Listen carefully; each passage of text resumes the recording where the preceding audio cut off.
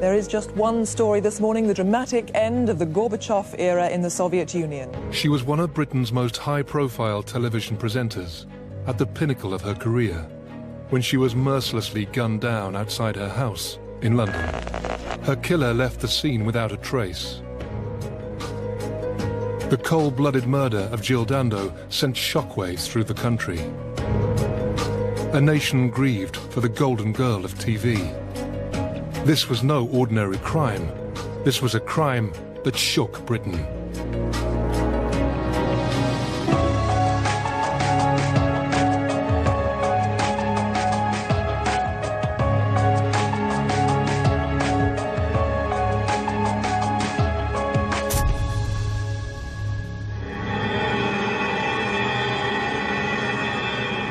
On the 26th of April 1999, BBC television presenter Jill Dando was shot by a single bullet to her head on the doorstep of her home in southwest London.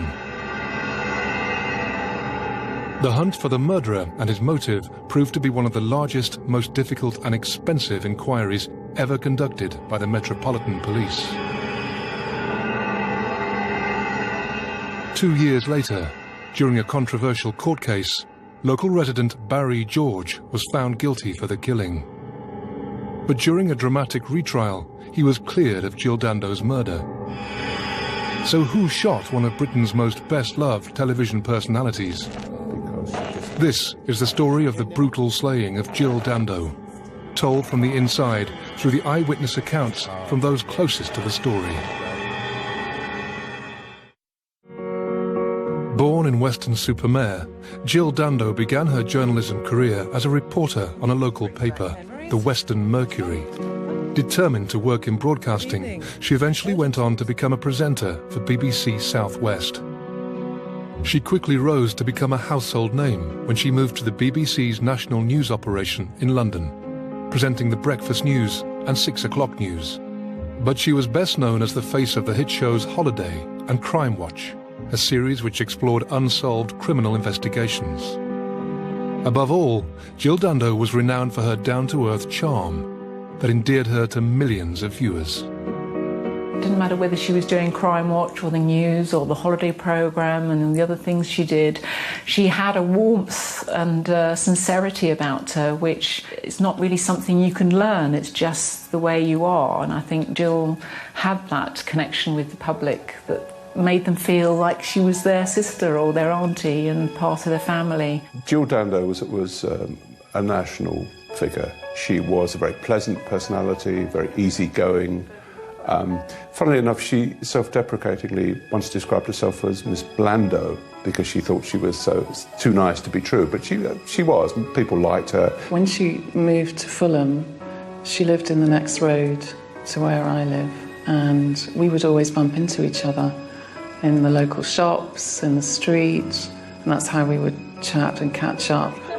She was great fun, had a fabulous sense of humour, but very serious and professional when she needed to be, and she was just a great person to be around. Throughout certainly my years on Crime Watch, it was always a very close-knit team, and Jill fitted into that perfectly. It was another young woman who was going to be the face of Britain at the millennium. So she was the embodiment, in a sense, of the BBC. As well as enjoying a successful TV career, Jill had recently announced her engagement to gynecologist Dr. Alan Farthing. She was getting married, she was talking about Alan and the wedding and getting excited about organising everything, and she had so much to look forward to, so much fun, happiness in her life. I remember bumping into her when she came back from Sydney, when she'd been on holiday, and she was totally in love. They had met on a blind date and were due to be married in September 1999. Jill talked eagerly about her desire to become a mother. She was happier than she had ever been.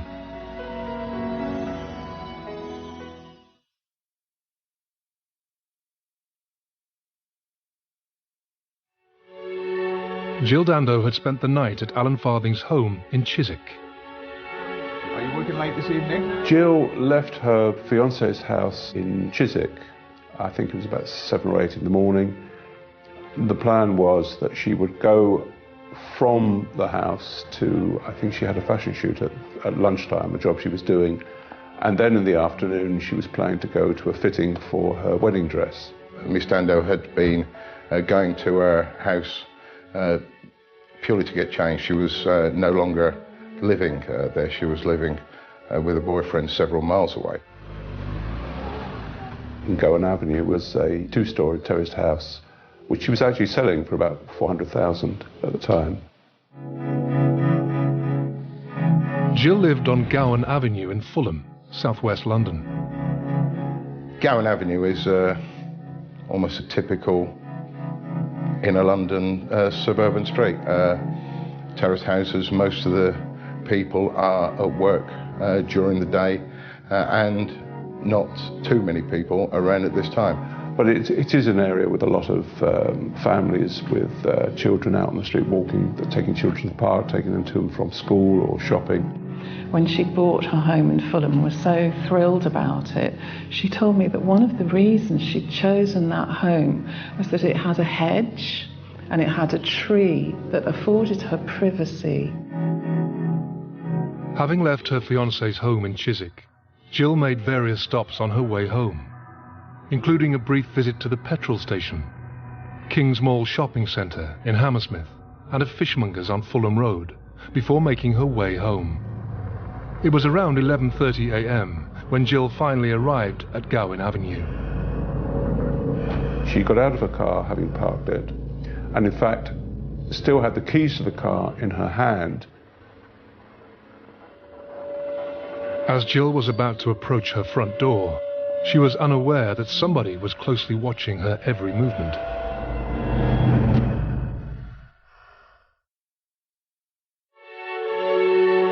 The BBC's golden girl Jill Dando was the TV star everybody loved. She was full of excitement at her future plans to marry fiancé Dr. Alan Farthing and start a family. But these plans would never bear fruit.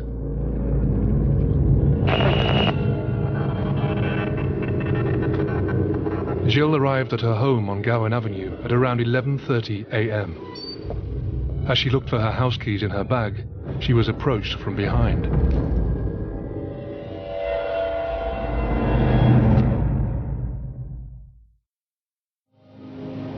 That morning I was working from home. I was going to go to the Munster Road to get some photocopies done. I walked up and suddenly realised that her car was parked. As I approached her home, I deliberately looked at her front door.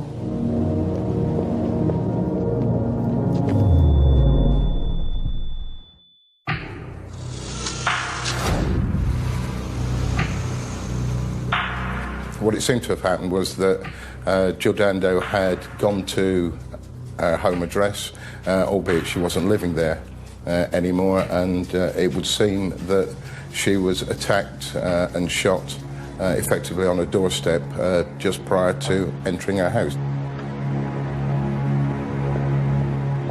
It was a ruthless murder. It wasn't done, the shooting wasn't from a distance. The killer wasn't standing at the gate, he wasn't sort of leaning out of a car, he went right up to her. Pushed her down onto the step so that she was kneeling, placed a gun to her temple and fired a single shot.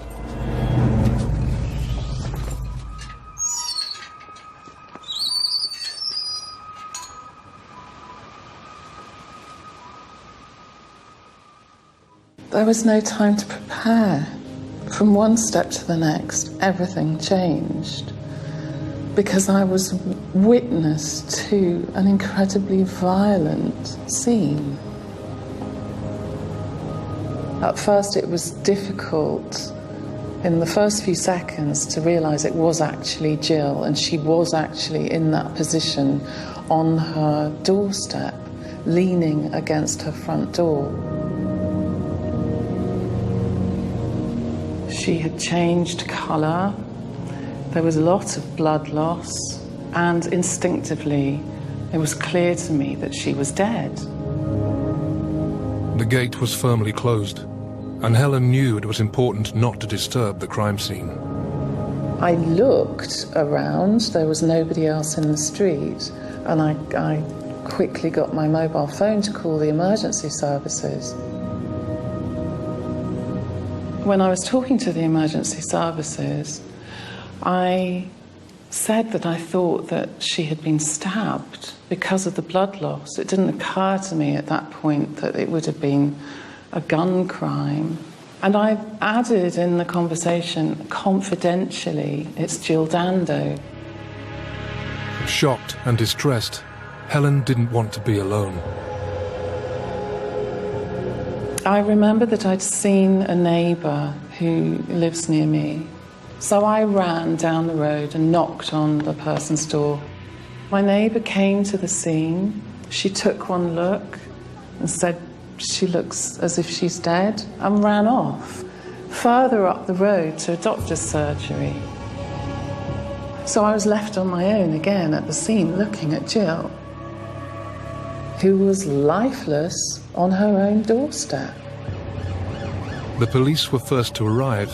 They just went through the gate and started dealing with Jill. There were mixed reports coming in. There was so much confusion, I think, by everybody because of the nature of the incident and, in reality, the nature of who she was. They pretty quickly bundled me and the other two, the doctor's receptionist and my neighbour, into Jill's neighbour's home. Soon after, the paramedics arrived, and then the air ambulance. Jill Dando was taken to Charing Cross Hospital. She was certified dead at 1:03 p.m.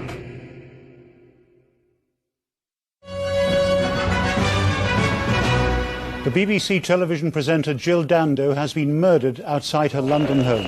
A man was seen leaving from outside number 29 Gowan Avenue, and he ran east down this road towards the Fulham Palace Road. Detectives are now trying to establish a motive for the murder. Our correspondent Fergus Walsh. I felt completely numb, really, in many respects. It was just the most extraordinary piece of information I think I've ever been given. In this country, although there are a lot of shootings, they're usually linked to the underworld, crime gangs, teenage gangs. But a lady like this, shot on a doorstep in a West London street, a nice West London street, very respectable, quite well heeled, was extraordinary. The image that really is very, very difficult is her beautiful engagement ring with all that hope in it on a very dead hand. Just snuffed out.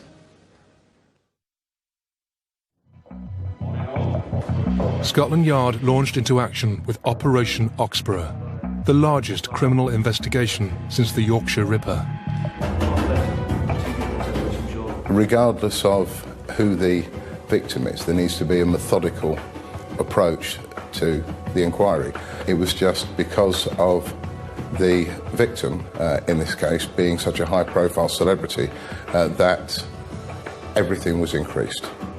For the first few days, almost whole editions of newspapers were filled with this story and nothing else.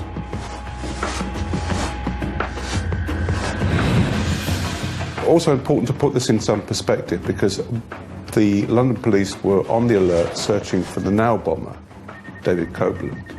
And so there was a huge amount of police activity around London and a lot of news media concentration on that issue, because there'd already been two now bombs, one in Brick Lane, one in Brixton, and there was a great deal of concern about where this now bomber was going to strike again and what the reaction would be.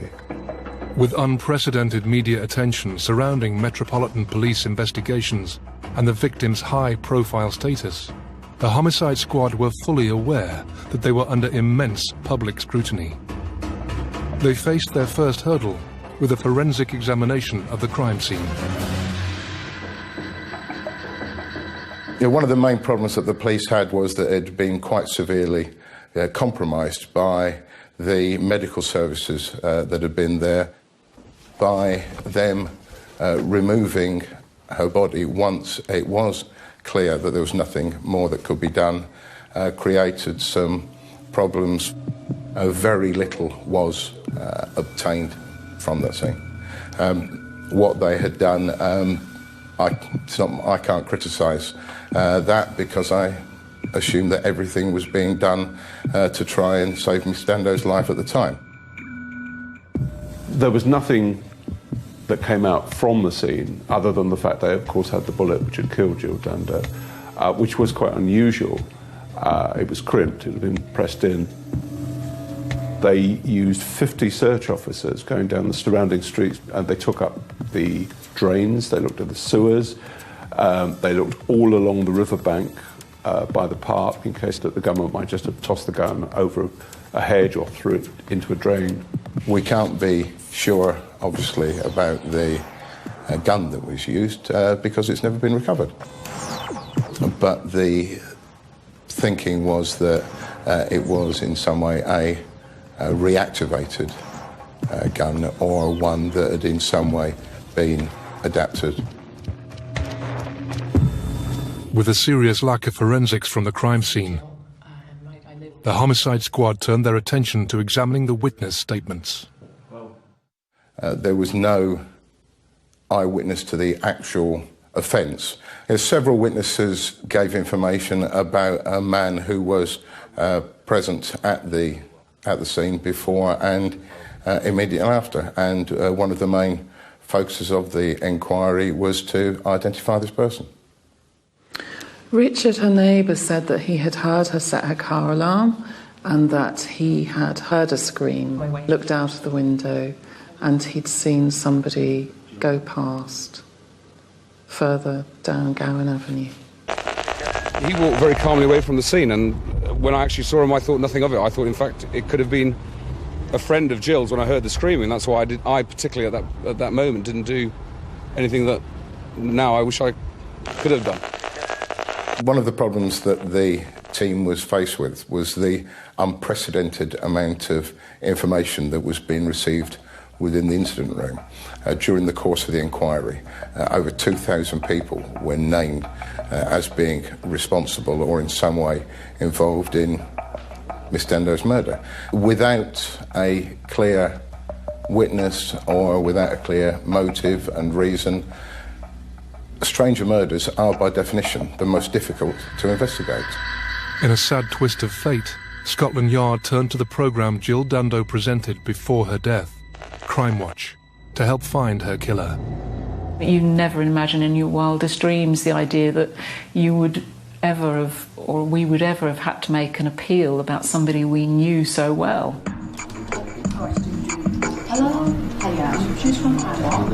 There was a pressure on us to think that we could do something to help, to use the programme and to use our experience to try and help in some way. And I think everyone was actually really relieved that they could feel they could do something. The appeal itself to find information regarding Jill's killer produced a lot of phone calls. Several witnesses saw a man in the area earlier in the morning, and then there are various sightings of a man in a sort of waxed jacket. We have somebody who saw what they described as a sweating man at a bus stop. We have another sweating man seen in Fulham Palace Park, or Fulham Park, which is opposite, quite close to Gowan Avenue, who was talking on a mobile phone. So there are lots of different little sort of sightings, but nobody actually saw the attack. One of the main purposes of the inquiry is to try and separate the potential suspect from other people.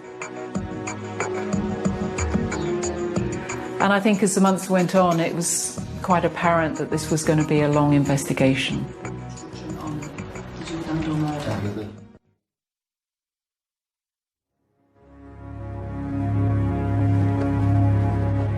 As the police persevered with their inquiry, thousands of mourners lined the streets to watch the 3-mile cortege. The funeral service of Jill Dando took place at Clarence Park Baptist Church in Weston-super-Mare.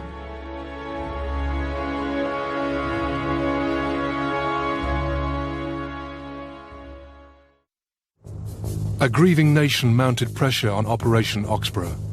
Would the homicide squad ever find Jill's killer and bring him to justice? So, if any of tonight's reconstructions have helped jog your memory... BBC television presenter Jill Dando was the nation's sweetheart. But in April 1999, she was violently murdered with a single gunshot fired at close range to her head. Her killer fled the scene undetected. What followed was a lengthy and extensive inquiry, but the Metropolitan Police faced a serious lack of evidence. No murder weapon, no motive, and no eyewitness. They were facing mounting pressure from the country's press and public to bring Jill's killer to justice. What we needed to be sure of, was she followed, wasn't she followed? There was a small and dedicated group of officers that meticulously went through every scrap of footage that we had during the course of the inquiry. What we can categorically say is that from the meticulous examination of the footage from 191 cameras, she wasn't followed at all to that address. They also searched through 80,000 mobile phone records for the Fulham area and also for Chiswick, which could in some way be linked to her death. Either somebody following her who passed on a message that she was on her way home, or somebody who was waiting and got the message that she was arriving. None of those phone calls produced any evidence either. The months rolled by, but no significant leads emerged. The police were struggling with a serious lack of evidence. Her file of facts had 486 names in it, and they went through every name and address they could find. They looked at her fiance's background and drew a blank on that. We obviously just stayed at my house. I realised that on day one I was probably on a list of potential suspects, being first on the scene. That's a normal thing. The nearest and dearest of a victim are always scrutinised, and I knew that I would be too. Because of the nature of who Miss Dando was and her work, it was hard to ascertain a definitive motive as to why someone would conceivably want to kill her. Due to constant media attention, there was immense pressure to make an arrest, but they were fast exhausting all their leads. By now, Operation Oxborough decided to change tack. They were beginning to consider the possibility that Jill Dando's killer was a stalker with obsessive tendencies. Like a lot of celebrities, she'd attracted a lot of unhealthy interest. They found, for example, that one man had tried to acquire her BT account and run it unknown to her, but which would allow him to look at her phone calls or phone numbers. They found that somebody else had 150 pictures on his, of her collected on his computer. Another man had attempted to take over her utility bills, electricity, gas, water. Extraordinary behaviour by some of these people. But the police looked at about 4,000 people, I think it was, of whom about 150 seemed to have what they would describe as an unhealthy interest in her. But at the end of the day, none of these had showed any evidence of taking their interest further than a fantasy or a fixation. As the investigation reached its first anniversary, detectives decided to re-examine the early information they received soon after the shooting to see if there was anything they missed. Amongst other names, a man who lived half a mile from Jill's house was brought to their attention. Barry Michael George. George had a conviction for a sex attack in the 1980s. He also discovered that there was a reference on his file to the fact he'd been arrested in the grounds of one of the royal palaces with a length of rope around his shoulder and a knife. And the palace concern was the one where the Prince of Wales and Princess Diana were then living. And they found that he'd been stopped by police in the 1990s for following women. Nobody at Fulham Police Station actually knew anything about him, interestingly. Barry George turned out to be a very long way down the suspect list. He was described as a loner, And he was almost a usual, one of the usual suspects, because the police hadn't found anybody and they came back to him. Barry George had been reported to the police in the early days following Jill's murder.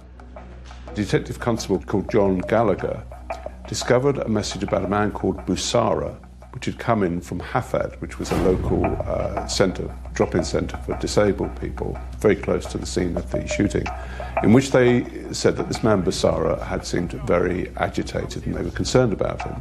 The policeman did some checking and found that Busara cross-referred to Barry George. Barry George often claimed he was the cousin of British musician Freddie Mercury, using the alias Barry Bulsara. To some extent, he was living in a fantasy world, especially in relation to Queen and music and all the rest of it. But this is it. It was an overtly fantastical world where, he wasn't hiding away. He also took the name Paul Gadd, which was Gary Glitter's real name. He also used the name Steve Powers, who was an SAS soldier who took part in the Iranian Embassy siege. And he also used the name Lee Majors, who was a stuntman and Hollywood star at one stage. And he was actually convicted for several offences under some of these aliases, bizarrely. But it's just an example of the sort of fantasy life he led. And for the police, at the time that they were looking at him as a strong suspect, that all added to the mix. I think most people who lived in Fulham were aware of Barry George wandering around the streets. He's quite distinctive. He was somebody who probably needed a little bit more help than he had in the community. But further investigations into police records during the early days of their inquiry revealed more. By now, police were getting very concerned because they also knew, looking through their records, that a local taxi firm had also called the police soon after the shooting to say they were concerned about a man who kept coming in and seemed to be trying to build up what, as it appeared to the police, to be constructing an alibi for himself. Timings were crucial, of course, because the killing took place at around 11:30 in the morning. Question, where was he? And his case was that he'd attended at a local agency, Hafad, housing agency, and that he'd gone home and changed clothing, and he'd gone to a park and gone to get a taxi somewhere else. And so his defensive alibi was that he wasn't in the road when it happened. Detectives decided to place him under surveillance and carefully monitored his every move. We had access to a whole load of black and white photographs taken of him in the street. My recollection is that those photographs didn't take it anywhere. In other words, yes, he's looking a bit furtive in the street, because he always looks a bit furtive. The investigation revealed that Barry George had a history of following and photographing women. There was one case of, I think it was a woman in a bus queue, and then he got on the bus with her. Now, this is very overt behaviour. In other words, it is somebody who is, I think, desperately anxious to create a relationship, which he hasn't got, with somebody. And so it's an unhappy situation, and it's very unpleasant, I suspect, for any woman who is on the receiving end of this treatment. And in a sense, he needs help if that's what was going on. But this is a long way away from the nature of this crime, which wasn't about following Jill Dando around in order to create a relationship. The psychological profilers were talking about somebody who might well fantasize, who might, for example, have fantasized over Princess Diana, somebody who'd had difficult relationships in the past, which Barry George had had. All of these things added to the list of things that ticked off that made him a very strong suspect, and then eventually the strongest suspect.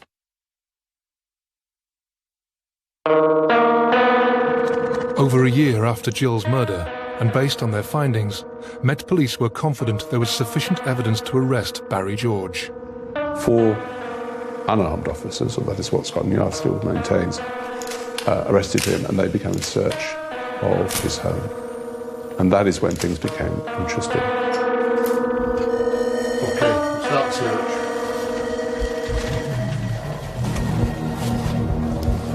Barry George's flat was absolutely stacked to the ceiling with old newspapers. You could barely get in it. So he, again, might be regarded as an oddball for keeping all these newspaper cuttings and so on. But, so, yes, there was a sort of obsessive side to this man because he collected things, but I know lots of people who collect things. Maybe not to that extent. Obsessive of Jill Dando? Absolutely not. You know, you would think that if he was obsessed with Jill Dando, he would have accumulated quite a library, because she was in the newspapers very regularly. None of it was cut out, none of it was highlighted. There were no notes anywhere suggesting he was wanting to find out where Jill Dando was at any one time. Detectives removed various items. They took a coat that he'd worn and sent it for examination.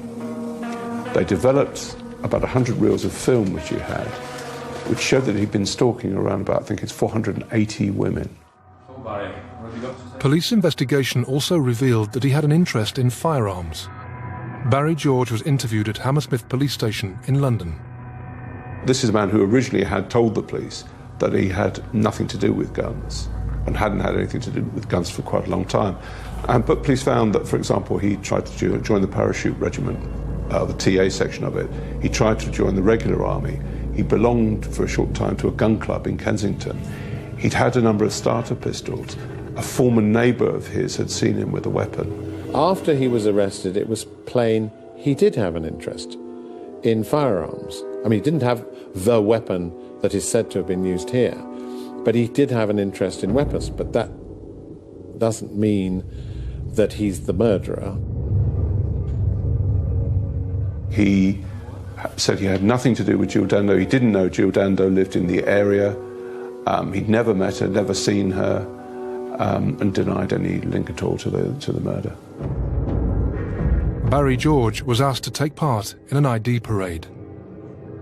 He refused to go on an ID parade, and so the ID parades were done on a laptop with potential witnesses being shown a series of images of possible suspects plus innocent people, and picking them out from a laptop display.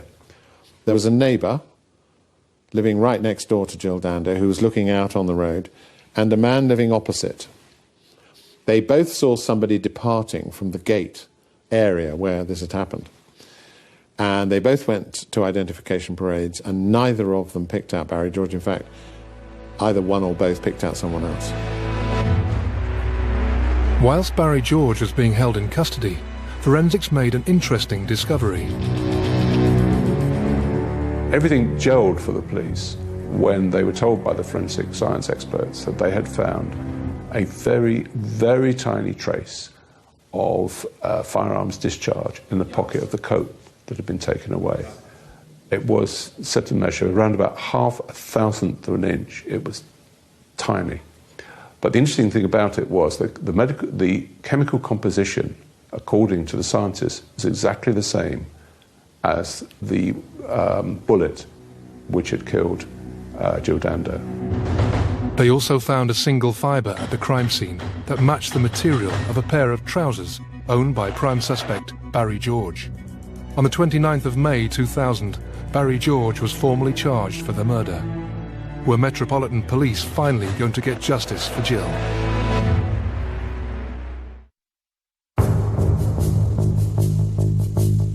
The murder inquiry into BBC TV presenter Jill Dando's death was fast becoming one of the largest and most expensive police investigations to ever take place in Britain. Operation Oxborough traced, interviewed and eliminated thousands of suspects in the months following Jill's death. A year later, local resident Barry George emerged as a prime suspect. Following closer inspection into his criminal history and police surveillance, they arrested him. It was during a raid on his flat that some of his personal possessions were removed and examined. When forensics revealed a small amount of gunpowder trace in his coat pocket and a thread from his trousers linking him to the crime scene, the homicide squad formally charged Barry George with the murder of Jill Dando. Barry George's arrest had incited quite a lot of actually adverse publicity, which I think was very, very unfortunate. The public were sympathetic to a very famous, very intelligent, very beautiful woman who'd been killed at her front doorstep. And so there's an outpouring of grief, and therefore anyone who's arrested for that immediately has a problem. Almost 1 year after his arrest, the trial for the murder of Jill Dando finally took place at the Old Bailey.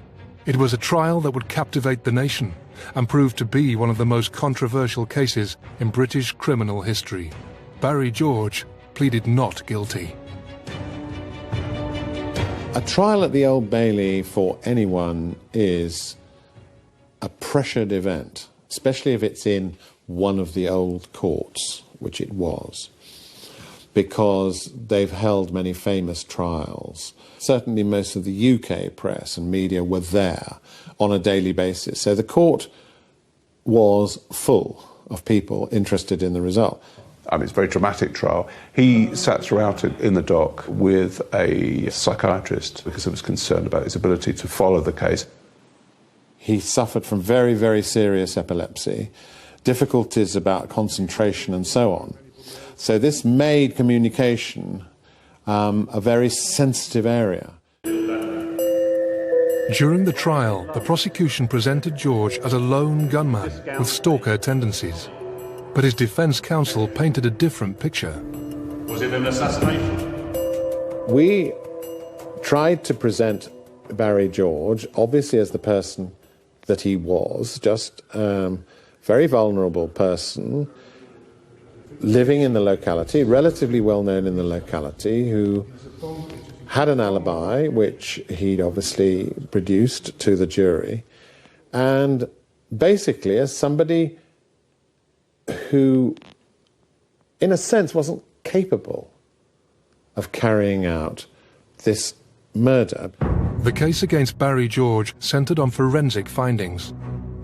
The gun residue was clearly the key issue because it linked, according to the prosecution, it directly linked Barry George to a gun, to the murder. As far as we were concerned, our experts said that one particle doesn't add up to even a row of beans. It means nothing forensically.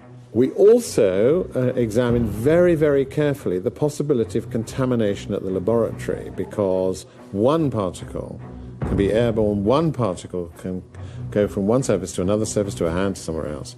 And we examined very carefully whether, in fact, at any time, the particle hadn't been in the pocket but had got into the pocket through a process of contamination. You have to remember, no firearms residue was found in his flat or found in anything else to do with him. So if he's supposed to be adapting weapons or playing around with weapons, where was he doing it? He certainly wasn't doing it in his flat. He didn't own lots of flats all over London. One had to examine the possibility that it had got there through an accident of continuity. In other words, it was contamination. The prosecution relied heavily on the identification evidence.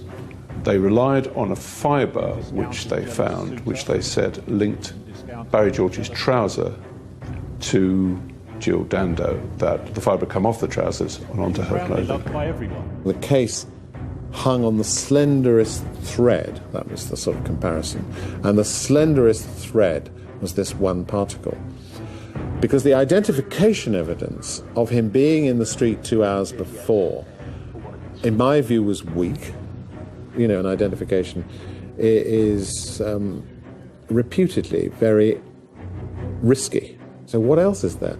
So the fibres in the case were going nowhere.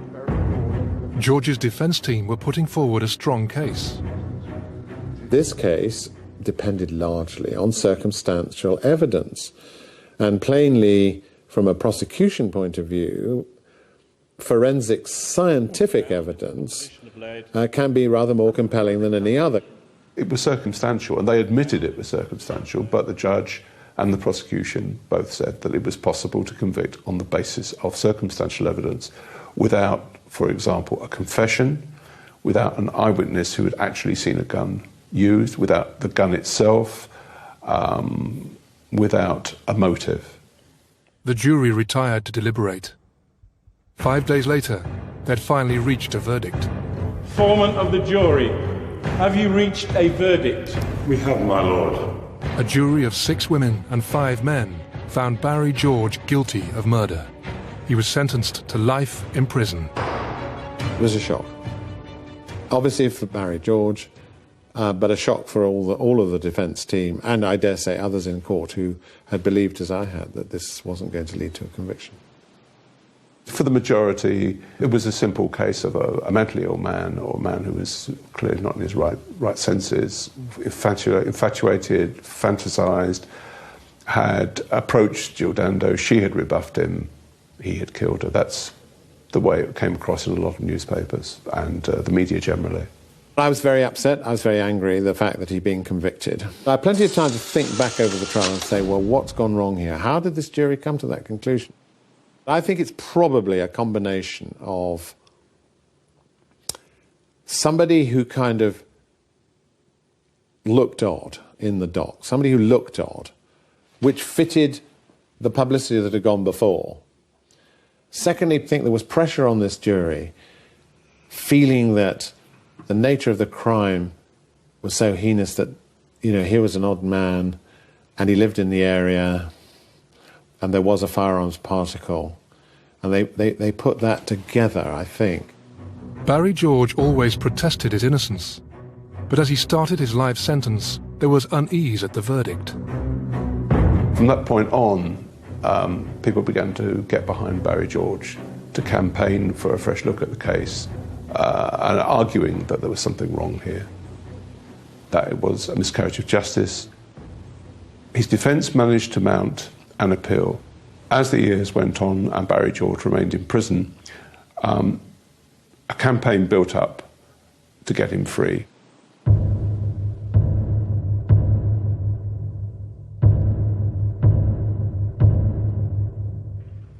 After an appeal and 8 years in jail, vital new forensic research cast doubt over the significance of the gunpowder traces.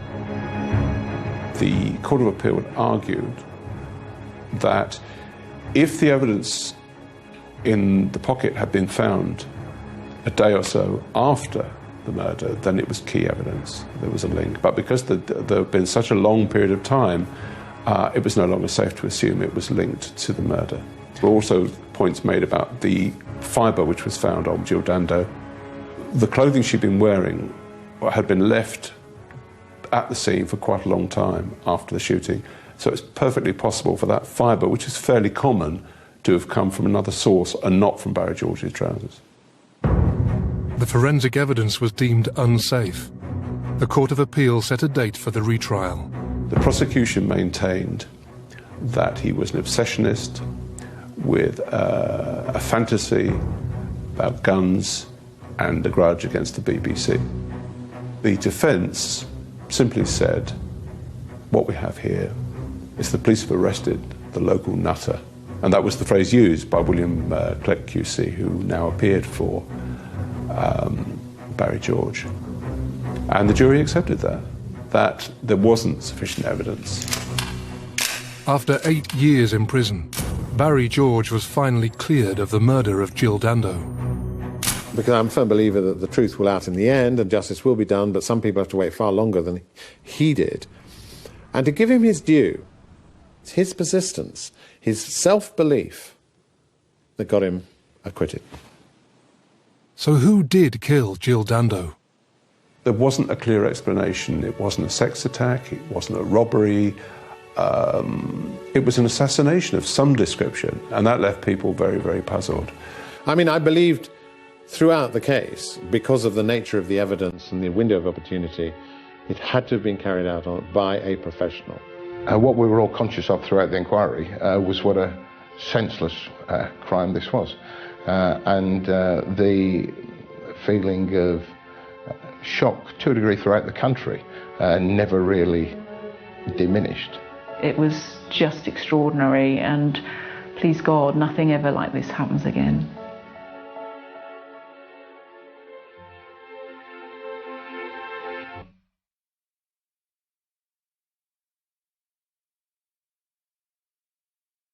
Next Tuesday at 8, the horrifying kidnap of Stephanie Slater in Britain's worst crimes.